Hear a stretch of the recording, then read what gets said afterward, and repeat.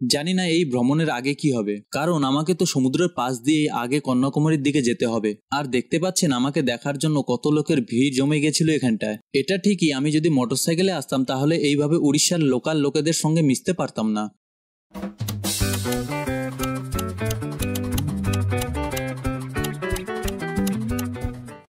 নমস্কার বন্ধুরা, আপনাদেরকে স্বাগত জানাই উড়িষ্যা থেকে সাইকেল নিয়ে ভারত ভ্রমণের আজকের 22 নম্বর দিনে। এবং আজকে আমি উড়িষ্যা থেকে সাইকেল নিয়ে যাচ্ছি অন্ধ্রপ্রদেশের দিকে।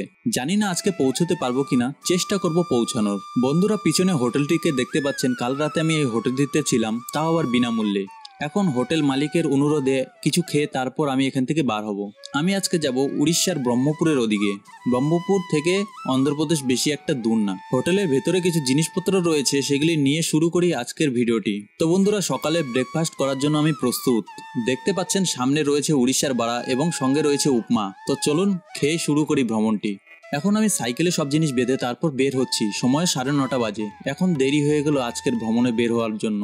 তো বন্ধুরা, এটা হচ্ছে চিল্কার হ্রদের পাশের এরিয়া এবং সঙ্গে সমুদ্রও রয়েছে। এর জন্য প্রচুর পরিমাণে হাওয়া চলছে এবং হাওয়াটিও সামনের থেকেই আসছে। তাই সাইকেলের প্যাডেল মারা সত্ত্বেও সাইকেলটি আগে যাচ্ছে না। তাই আমি হেঁটে হেঁটেই আগের দিকে যাচ্ছি। 5 থেকে 7 কিলোমিটার হয়ে গেল, কিন্তু হাওয়া থামার নামই নেই। দেখতে পাচ্ছেন বন্ধুরা,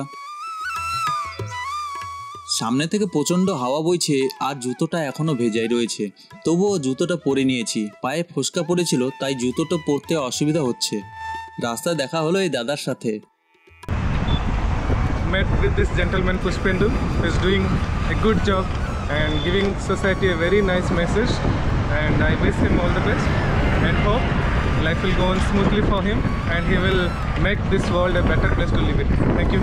Keep it up. Thank you. এখন আমি রয়েছি উড়িষ্যার গঞ্জাম এবং সকাল থেকে আমি 16-17 কিলোমিটার হেঁটেই আসলাম। রাস্তা দেখা হলো এনার সঙ্গে। ইনি পায়ে হেঁটে 4 ধাম যাত্রা করছেন, তাও আবার এতগুলি জিনিসের সঙ্গে।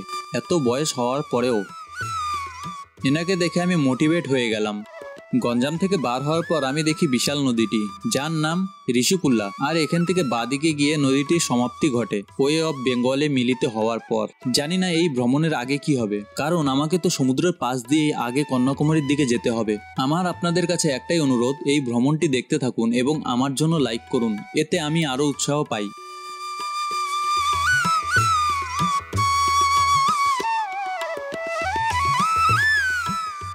চত্বরপুরে এসে আমি একটু বাস স্ট্যান্ডে রেস্ট করি, কারণ এই হাওয়াতে সাইকেল চালাতে আমার অবস্থা খারাপ হয়ে যাচ্ছে।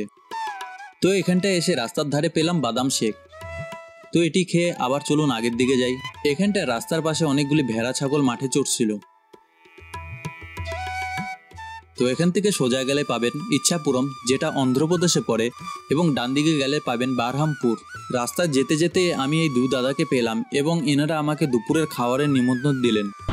कितने देर से वेट कर रहे थे आपका? साइकिल लिखा है भाई। वही तो बुआ का लड़का है और बचपन का दोस्त भी है, एक क्लासमेट भी है हम लोग, और अभी भी एक कंपनी में काम कर रहे हैं।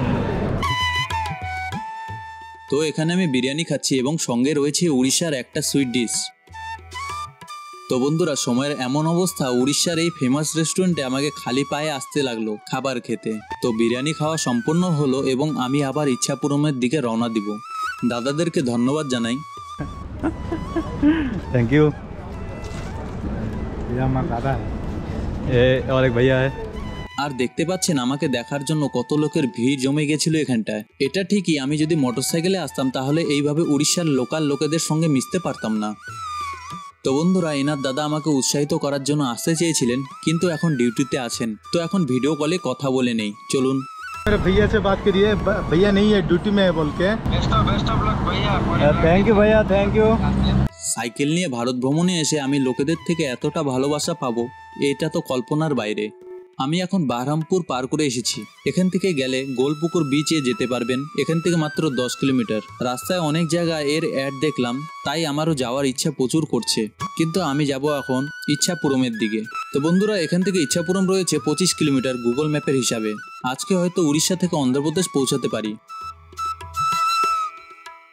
সামনে বোর্ডে দেখছেন গুগল ম্যাপ সবসময় ঠিক বলে না, তা এই ভ্রমণের আগে আমি টের পেয়ে গেছিলাম। দেখুন, ইচ্ছাপুর এখান থেকে 30 কিলোমিটার দেখাচ্ছে। এখান থেকে বিশাখাপত্তনম 261 কিলোমিটার।